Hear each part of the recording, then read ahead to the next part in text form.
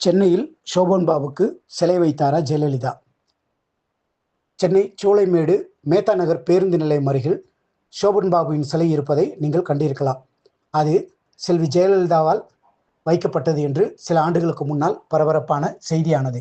ஆனால் அது சோபன் பாபுவின் குடும்பத்தாரால் நிறுவப்பட்ட சிலை என்று பின்னர் நிரூபிக்கப்பட்டது. சரி, உண்மையில் சோபன் பாபுக்கும் ஜெயலலிதாவுக்கும் திருமணமானதா என்று கேள்வி எழலாம். அவர்களுக்குள் திருமணமாகவில்லை என்பதும் அவர்களுக்கு குழந்தை ஏதும் இல்லை என்பதுமே பலரது கருத்தாக உள்ளது. ஆனால் ஜெயலலிதாவின் தோழி ஒருவர், சாந்தினி என்று அவர் பெயர், ஒருமுறை சாந்தினியையும் அவரது கணவர் பங்கஜ் புலானியையும் போயஸ் கார்டன் தோட்டத்துக்கு, அதாவது 1977ஆம் ஆண்டு போயஸ் கார்டனுக்கு ஜெயலலிதா அழைத்து அவர்களுக்கு விருந்து வைத்தார் என்று கூறப்படுகிறது.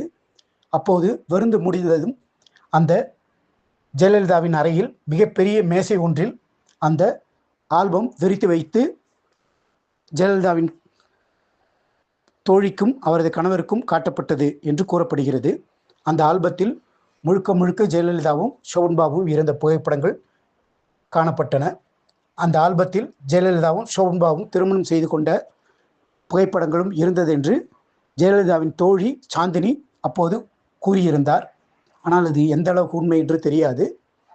அந்த ஆல்பமே மிகப்பெரியதாக இருந்தது. அதில் முழுக்க முழுக்க ஜெயலலிதாவும் சோபன் பாபுவும் இருந்த படங்கள் மட்டுமே இருந்தது. அதில் திருமண புகைப்படங்களும் இருந்தது என்று அப்போது கூறப்பட்டது. ஆனால் பிறகு ஜெயலலிதாவின் தோழிகள் பலரும் சோபன் பாபுக்கும் ஜெயலலிதாவுக்கும் திருமணம் ஏதும் நடைபெறவில்லை, ஆனால் சில ஆண்டுகள் அவர்கள் சேர்ந்து வாழ்ந்தார்கள் என்று கூறப்பட்டது. இது ஆங்கில இதழ்களிலும் தமிழ் இதழ்களிலும் அப்போதே செய்தியாக படங்களோடு வெளியிடப்பட்டு இருந்தது என்பது உங்களுக்கு நினைவிருக்கலாம். அப்போது ஜெயலலிதா அவர்களுடன் நான் சேர்ந்து வாழ்கிறேன் என்றே குறிப்பிட்டிருந்தார்.